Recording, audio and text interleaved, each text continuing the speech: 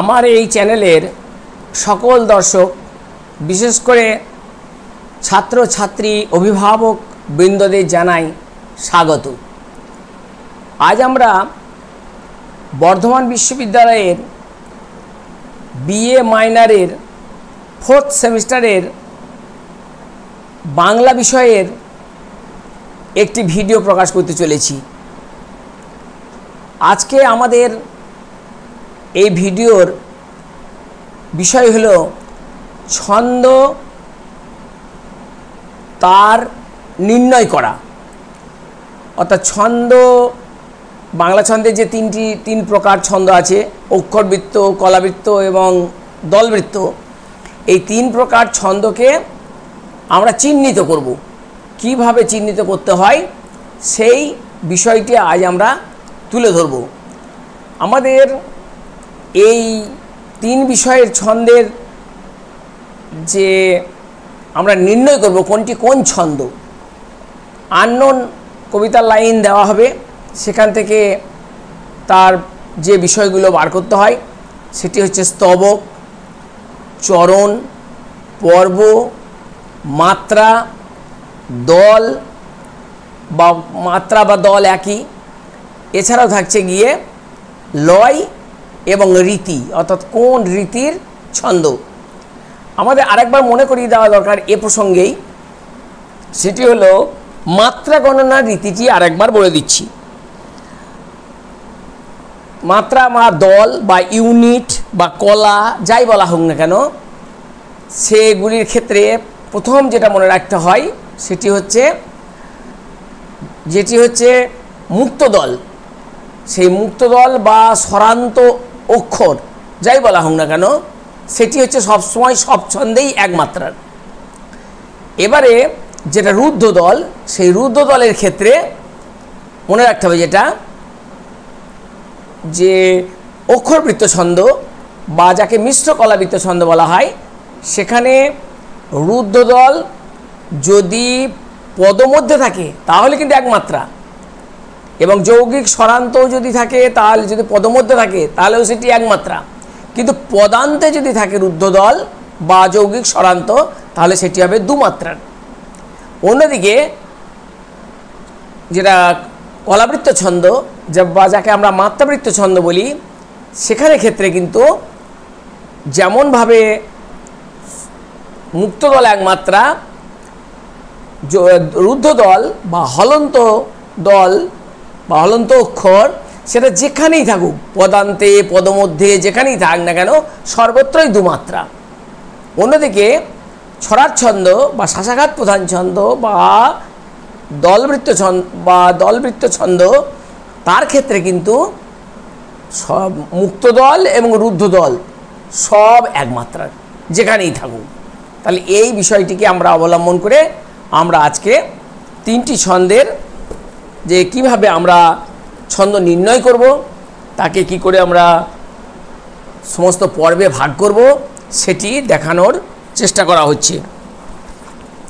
প্রথমটি হচ্ছে মহাভারতের কথা অমৃত সমান, কাশিরাম দাস কহে শুনে পুণ্যবান। একের দাগে এটি কাশিরাম দাসের মহাভারত থেকে নেওয়া হয়েছে। এটাকে আমরা কি করব, প্রথমে আমাদের দেখতে হয় যেটা পর্ব বিভাগ করতে হয়। তাহলে মহাভারতের কথা এটি হচ্ছে একটি পর্ব, এবং এই অংশটিকে আমরা একটি চরণও বলি। অর্থাৎ এই যে মহাভারতের কথা অমৃত সমান, এটা একটি চরণ, আর দ্বিতীয় চরণটির নাম হচ্ছে কাশিরাম দাস কহে শুনে পুণ্যবান। এই দুটো চরণ, তাহলে চরণের ক্ষেত্রে আমরা লিখলাম বা প্রথমে আমরা যেটা লিখব স্তবক। স্তবক হচ্ছে দুটো লাইন মিলে একটা স্তবক, অর্থাৎ যেখানে পূর্ণ ভাব কমপ্লিট পূর্ণ হয়েছে। তাহলে এই দুটো লাইন এবং তারপরেই আসছে সেটা হচ্ছে চরণ। এই যে উদ্ধৃত অংশটি চরণ হচ্ছে 2টি। চরণ মানে হচ্ছে লাইন, আমরা যাকে লাইন বলি। তাহলে 2টি লাইন আছে, স্তবক আছে 1টি। এবার হচ্ছে পর্ব। পর্ব বলতে আমরা এটাকে আমরা যদি ভাগ করি তাহলে এইভাবে ভাগ করতে হয়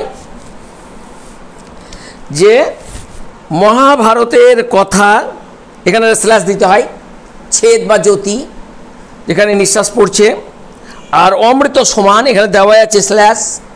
তাহলে পর্ব হলো এই একটি পর্ব আর এ একটি পর্ব। এই পর্বে হচ্ছে মহাভারতের।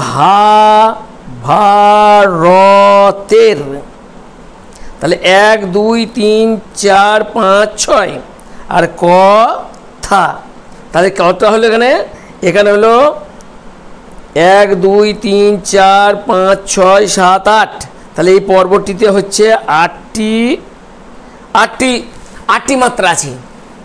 এবার আছে অমৃত সমান। এখানে কটা আছে?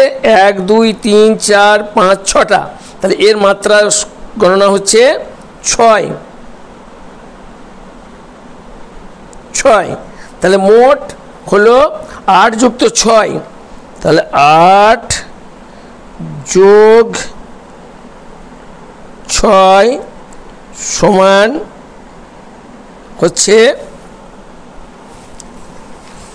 8 যোগ 6 সমান হচ্ছে 14। 8 6 14।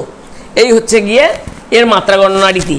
এখানে দেখা গেল যে সবই প্রায় এক মাত্রার, কিন্তু ওই পদান্তে তের, এই মহাভারতের তেরটাতে হচ্ছে 2 মাত্রা হয়েছে এখানে। আর এখানেও ঠিক একই হবে। কা এক মাত্রা কা, সি এক রাম, কাশিরাম, দাস দাস 2 মাত্রা, ক হে, সু নে পুন পুন ন বান। তাহলে 2 2 4 2 6। তাহলে এখানে হচ্ছে পুন 1 মাত্রা, পুন এটা পদান্ত যেহেতু এটা 1 মাত্রা সমান 6। তাহলে 8 6 রীতি এটা। আর যদি একে পর্বাঙ্গ করি তাহলে এটাকে পর্বাঙ্গ ভাগ করতে গেলে হবে মহাভারতের কথা অমৃত সমান। তার পর্বাঙ্গকে ভাগ করতে হয় এইভাবে চিহ্ন দিয়ে, পর্বাঙ্গ। এটা হচ্ছে পর্বাঙ্গ। এরও তাই, কাশিরাম পর্বাঙ্গ, দাস কাশিরাম দাস কহে, এখানে হলো আবার পর্বাঙ্গ, শুনে পুণ্যমান, এগুলো পর্বাঙ্গ হলো। তাহলে এইভাবে এটাকে আমরা কি করলাম, তাহলে স্তবক হচ্ছে একটি, চরণ হচ্ছে 2টি, পর্ব হচ্ছে 8 যুক্ত 6, আর তার সঙ্গে মাত্রা হচ্ছে 1 মাত্রা ও 2 মাত্রা। এখানে এই যে 1 মাত্রা পড়েছে, এখানে 2 মাত্রা পড়েছে, বাকিগুলো সবই 1 মাত্রা। আর লয় কি? লয় ধীর, অর্থাৎ এটি পড়তে হবে এইভাবে, মহাভারতের কথা অমৃত সমান, কাশিরাম দাস কহে শুনে পুণ্যবান। অর্থাৎ লয় হচ্ছে ধীর। সুতরাং এই যে লক্ষণগুলো, অর্থাৎ স্তবকের লক্ষণ, চরণের লক্ষণ, পর্বের লক্ষণ, মাত্রার লক্ষণ, লয়ের লক্ষণ দেখলেই বোঝা যাবে এটি হচ্ছে মিশ্র কলাবৃত্ত বা অক্ষর বৃত্ত বা তান প্রধান ছন্দ। এইভাবে আমরা এটা নির্ণয় করলাম। দ্বিতীয়টা দেখি। দ্বিতীয়টি হচ্ছে বর্তমানের কবি আমি ভাই, ভবিষ্যতের নই নবী, কবি ও অকবি যাহা বলো মোরে, মুখ বুঝে ভাই সব ছবি। এটা নজরুল ইসলামের। তাহলে এখানে আমাদের এরকমভাবে করতে হবে এটাকে আমাদের যদি, তাহলে এখানে স্তবক কটা হলো? স্তবক হলো একটা, অর্থাৎ এই একটা লাইন আর এই একটা লাইন, 2টো লাইন মিলে স্তবক। চরণ হচ্ছে 2টি। পর্ব দেখো, পর্ব হচ্ছে বর্তমানের কবি আমি ভাই, বর্তমানের কবি আমি ভাই, ভবিষ্যতের নয় নবী, কবি ও অকবি যাহা বলো মোরে, মুখ বুঝে ভাই শৈশবী।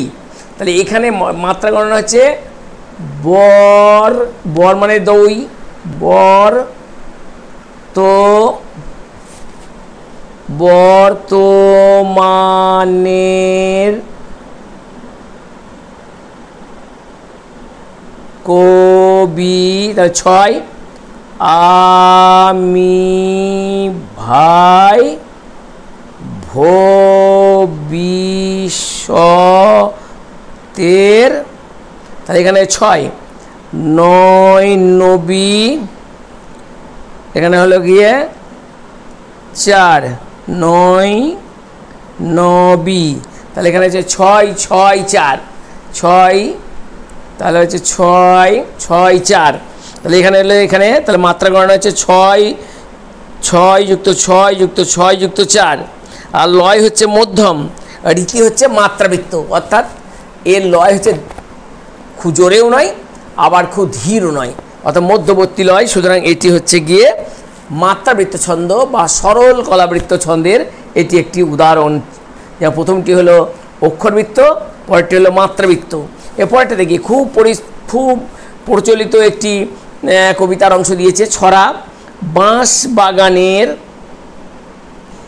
এখানে হবে একটা ছেদ, বাঁশ বাগানের মাথার উপর চাঁদ উঠেছে ওই, মা গো আমার শোলক বলা কাজলা দিদি কই। তাহলে এবার কি হচ্ছে, এ সব এক মাত্রা, বাঁশ এক হচ্ছে বাঁশ বাগানের মাথার উপর চাঁদ উঠেছে ওই, মা গো আমার কাজ শোলক বলা কাজলা দিদি কই। তাহলে এখানে হচ্ছে এর এবার মাত্রা গণনা কেমন হয়, তাহলে স্তবক হলো এখানে দুটো, স্তবক একটা, চরণ দুটি, পর্ব হচ্ছে 4 + 2, 4 + 2, মাত্রা কেমন হচ্ছে 4, 4, 4 + 2, অর্থাৎ এখানে 4টে স্তবক আছে, চারটে এখানে বলছে মাত্রা 4টে ভাগ হচ্ছে, অর্থাৎ এখানে প্রত্যেকটা দলবৃত্তের বিশেষ লক্ষণ হচ্ছে যে এখানে হলন্ত অক্ষর বা স্বরান্ত অক্ষর সবই এক মাত্রার। সুতরাং সেই দিক দিয়ে দেখতে গেলে এখানে মাত্রা পর্ব এবং পর্বাঙ্গে ভাগ হয়ে যাচ্ছে। পর্বাঙ্গ হচ্ছে বাঁশ বাগানের একটি পর্বাঙ্গ, তারপর এটা হচ্ছে গিয়ে এবার তারপর হচ্ছে মাথার উপর একটা অংশ, চাঁদ উঠেছে একটা পর্বাঙ্গ, ওই একটা অপূর্ণ পর্ব, এটা হচ্ছে 2, আর মা গো আমার এখানে একটা পর্বাঙ্গ, শোলক বলা এটা একটি পর্বাঙ্গ, কাজলা দিদি কই। তাহলে এখানকার মাত্রা গণনা রীতি হবে 4 + 4 + 4 + 2। লয় কি হচ্ছে দ্রুত লয়, যেমন বাঁশ বাগানের মাথার উপর চাঁদ উঠেছে ওই, মা গো আমার শোলক বলার কাজলা দিদি কই। অর্থাৎ এই যে দ্রুত তালে যে বলা, সেই বলার ক্ষেত্রে এখানে হচ্ছে দলবৃত্ত বা যাকে বলে আমরা শ্বাসাঘাত প্রধান ছন্দ। আর শ্বাসাঘাত প্রধান ছন্দের একটি বিশেষ বৈশিষ্ট্য হচ্ছে যে যে পর্বের যে প্রথম অক্ষরে সবসময় একটা ট্রেস পড়ে, সে ট্রেসটাকে রেপ চিহ্ন দিয়ে আমরা বোঝাই। যেমন এখানে বাঁশ বাগানের মাথায় উপর চাঁদ উঠেছে ওই, মা গো আমার শোলক বলা কাজলা দিদি কই। তাহলে শ্বাসাঘাত প্রধানের এটি হচ্ছে একটা বৈশিষ্ট্য। আর শ্বাসাঘাত প্রধান ছন্দের আর একটা বৈশিষ্ট্য হচ্ছে যেটা হচ্ছে অতিপর্ব থাকে, কিন্তু এই কবিতায় অতিপর্ব নেই। সুতরাং এর স্তবক বিন্যাস, চরণ বিন্যাস, বিশেষত মাত্রা বিন্যাস, পর্ব বিন্যাস এবং মাত্রা বিন্যাস, এই দুটো যদি দেখা যায় তাহলে কিন্তু আমরা সহজেই অনুমান করব যে সেটি অক্ষরবৃত্ত, মাত্রাবৃত্ত না দলবৃত্ত। এবং সর্বোপরি তাদের যদি লয় আমরা দেখি, যেমন ধীর লয় হলো গিয়ে অক্ষরবৃত্তে, মাত্রাবৃত্তে হলো মধ্যম লয়, এবং শ্বাসাঘাত প্রধান বা দলবৃত্ত ছন্দে হচ্ছে দ্রুত লয়। সুতরাং এটা একটা এর রীতি হচ্ছে গিয়ে যে এটা হচ্ছে দলবৃত্ত ছন্দ বা শ্বাসাঘাত প্রধান ছন্দ। তাহলে বাংলা ছন্দের এই যে প্রধান 3টি অংশ, সেই 3টি অংশকে আমাদের 3টি কবিতা দিক বা একটি কবিতা দিক, সেখান থেকে আমাদের এইভাবে স্তবক, চরণ, পর্ব, মাত্রা, গণনা রীতি মিলিয়ে এবং তার যে লয় সেই অনুযায়ী আমাদের নির্ণয় করতে হবে এটি কোন ছন্দ এই কবিতার মধ্যে রয়েছে। সেটি আমাদের করলে এই রকম একটা প্রশ্ন থাকে যেটাতে 5 নম্বর পর্যন্ত পাওয়া যেতে পারে। সুতরাং আমরা আজকে